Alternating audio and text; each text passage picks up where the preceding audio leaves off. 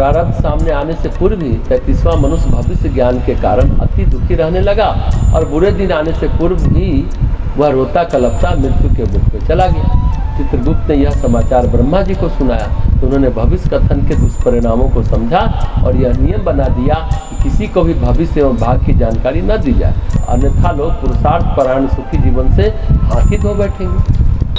स्कंद पुराण में बलि की कथा के द्वारा सत्प्रवृत्तियों के कर्मिक अभिवर्धन का सत्परिणाम गिनाया गया। देव ब्राह्मण निशंक जुआरी था, पर साथ ही उसमें दान की उदार प्रवृत्ति भी विद्यमान थी। एक बार एक जुए में उसने पर्याप्त धन कमा लिया तो मद्यपान कर एक वेश्या के घर की ओर चला। मार्ग में मूर्छित हो गिर पड़ा। होश आने पर ग्लानि और प्रायश्चित भावना से वह भर उठा। उसने अपने धन का एक अंश शिव प्रतिमा को समर्पित कर दिया। उस दिन से शिवत्व के प्रति यह आकर्षण उसे उभरता ही गया। मृत्यु के उपरांत उसे अपने अल्प पुण्य कर्मों के फलस्वरूप 3 घड़ी के लिए स्वर्ग का शासन प्राप्त हुआ। तब तक सत्प्रवृत्तियों का महत्व वह समझ चुका था। स्वर्ग के भोगों की ओर उसकी रंचमान से भी रुचि नहीं जगी। उल्टे इस पूरी 3 घड़ी तक वह स्वयं ही बहुमूल्य वस्तुएं सत्पात्र श्रेष्ठ ऋषियों को लगातार दान करता रहा। इससे उसकी पुण्य प्रवृत्ति और गहरी हुई। अगले जन्म में महादानी बलि बना।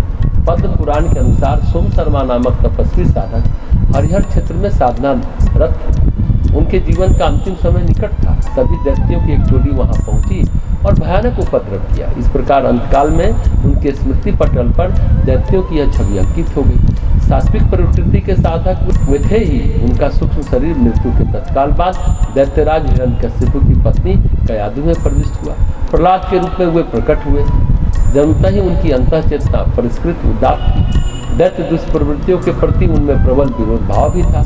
यही बालक प्रहलाद अपनी तपश्चर्या से भगवान के नृसिंह अवतार का कृपाभाजन और दानवराज हिरण्यकशिपु के विनाश का कारण बना। सती ने दक्ष प्रजापति के यज्ञ में अपना जीवन समाप्त करते समय श्री हरि से अनेक जन्म तक भगवान शिव के चरणों में प्रेम बना रहने का वरदान मांगा। इसी कारण पूर्व संस्कारों के अनुरूप उन्होंने हिमाचल के घर में दूसरा जन्म पार्वती के रूप में पा लिया। कहने का आशय यह है, हम जैसे कर्म करेंगे वैसा फल अवश्य पाएंगे। व्यक्ति अपनी भावना के अनुरूप ही विधाता से सब कुछ प्राप्त करता है, चाहे वह इस जीवन में करे या मृत्यु के पश्चात। कर्म ही वह धुरी है जिस पर जीवन और मृत्यु के पश्चात संस्कारों का खेल रचा जाता है।